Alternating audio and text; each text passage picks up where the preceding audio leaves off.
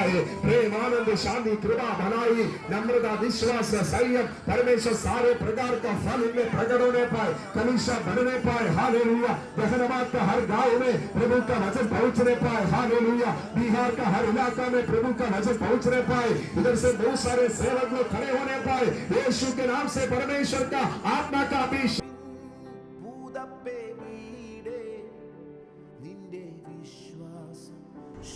കഴിഞ്ഞ ദിവസങ്ങളിൽ യാത്രയിലായിരുന്നു, ഇപ്പോഴും യാത്രയിലാണ്. മരുഭൂമിയെ മലർവാടിയാക്കുവാൻ കഴിയുന്ന ദൈവം. ജമുയി ജില്ലയിലേക്ക് ഉള്ള യാത്ര, അവിടെ ഒരു ഉപവാസ പ്രാർത്ഥന അവസാനിക്കുന്ന ദിവസമായിരുന്നു. 2 പേര് പോലും വിശ്വാസത്തിലില്ലാത്ത സ്ഥലത്ത്, ഇല്ലാതെ ഇരുന്ന സ്ഥലത്ത് ദൈവം അത്ഭുതം പ്രവർത്തിച്ച് ഒരു ഹാള് നിറയെ വിശ്വാസികളെത്തി കർത്താവിനെ ആരാധിക്കുവാൻ, ഉപവസിച്ച് പ്രാർത്ഥിക്കുവാൻ. ഈ ഞായറാഴ്ച 2 സ്ഥലങ്ങളിലാണ് ആരാധനയ്ക്ക് പോയത്.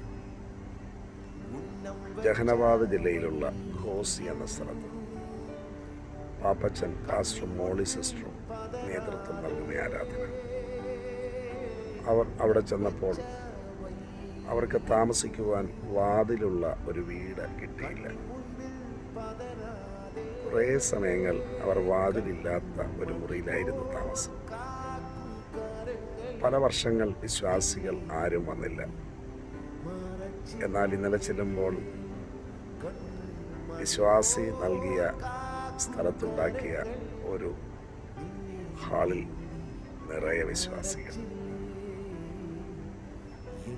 യൗവനക്കാരായ കുട്ടികൾ ധ്യാന ശുശ്രൂഷയ്ക്ക് നേതൃത്വം നൽകുന്നു.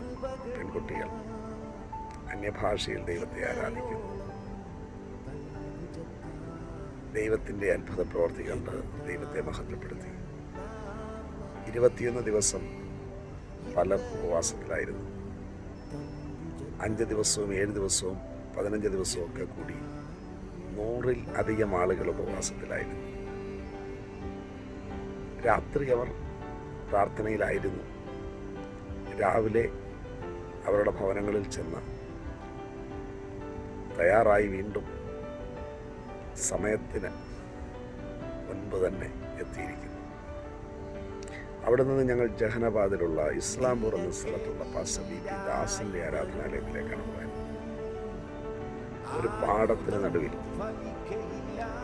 ഒരു സ്ഥലം വാടകയ്ക്കെടുത്ത് അവിടെ ഉണ്ടാക്കിയ ഷെഡിലാണ് ആരാധന. ആ ഹാള്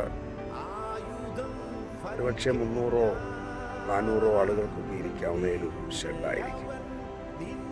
അതിലും ഏതാണ്ട് നിറച്ച് ആളുകൾ. അതിലൊരാൾ പോലും ഒരു 10 വർഷം മുൻപ് യേശുവിനെ അറിഞ്ഞവരായിരിക്കില്ല. ഒരു 5% ആളുകൾ പോലും. ബി പി ദാസ് പാസ്റ്ററിനെ ഇസ്ലാംപൂരിലേക്ക് ദൈവം അയച്ചു. അവിടെയും പല വർഷങ്ങൾ ആരും വന്നില്ല വിശ്വാസത്തിലേക്ക്. എന്നാൽ ഇന്ന് 30-ൽ അധികം ഗ്രാമങ്ങളിൽ പ്രാർത്ഥന, 100 കണക്കിന് വിശ്വാസികൾ. മരുഭൂമിയെ മലർവാടിയാക്കുവാൻ കഴിയുന്ന ദൈവം. പാലും തേനും ഒഴുകുന്ന ദേശത്തേക്ക് നിങ്ങളെ അയക്കുമെന്ന് പറയുമ്പോൾ, ഇസ്രയേൽ ഇപ്പോൾ താമസിക്കുന്ന സ്ഥലം അങ്ങനെ പാലും തേനും ഒന്നും ഒഴുകുന്ന സ്ഥലം ആയിരുന്നില്ല. അവിടുത്തെ പശുക്കൾ നൽകിയിരുന്നത് 300 മില്ലി പാലോ മറ്റുമാണ്. എന്നാൽ ദൈവം നൽകിയ ബുദ്ധിയും ശക്തിയും ആരോഗ്യവും അവസരവും ഉപയോഗിച്ച് അവർ കഠിനാധ്വാനം ചെയ്തു, ബുദ്ധി ഉപയോഗിച്ചു. ദൈവം ഇസ്രയേലിന് നൽകിയ ബുദ്ധി തീർച്ചയായിട്ടും അത് പ്രത്യേകതയുള്ളതാണ്. അങ്ങനെ 300 ലിറ്റർ പാല് നൽകിക്കൊണ്ടിരുന്ന പശുക്കൾ ഇപ്പോൾ നൽകുന്നത് 40 ലിറ്റർ പാലാണ്. ഭാരതത്തിൽ ഒരു പശു നൽകുന്നത് ആവറേജ് 4 ലിറ്റർ പാലാണ്. ഇസ്രയേലിലെ ഒരു പശു ഒരു ദിവസം നൽകുന്നത് 40 ലിറ്റർ. എങ്ങനെയാണ് പാലൊഴുകുന്ന നാടായി അത് മാറിയത്? കഠിനാധ്വാനം. ഒരു ദൈവദാസനെ സംബന്ധിച്ചിടത്തോളം, ദൈവവൈദ്യനെ സംബന്ധിച്ചിടത്തോളം കഠിനാധ്വാനത്തിൽ രാവിലെ ഉണർന്നുള്ള പ്രാർത്ഥനയുണ്ട്. വചനധ്യാനമുണ്ട്, ഓടി നടന്നുള്ള പ്രവർത്തനമുണ്ട്, ദർശനമുണ്ട്, കമ്മിറ്റ്മെൻ്റുണ്ട്, സമർപ്പണമുണ്ട്, സ്ഥിരതയുണ്ട്, സ്ഥിരതയോടുകൂടിയ സമർപ്പണമുണ്ട്.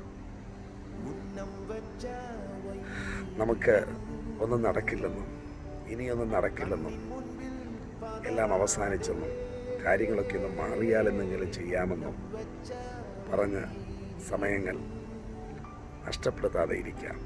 കൊയ്ത്ത് വളരെയുണ്ട്, നമുക്കതിൻ്റെ ഭാഗമാകാം. ഇവിടെ കൊയ്ത്ത് നടക്കുകയാണ്, വരാമോ കൊയ്ത്തിൻ്റെ ഭാഗമാകാൻ? God bless you.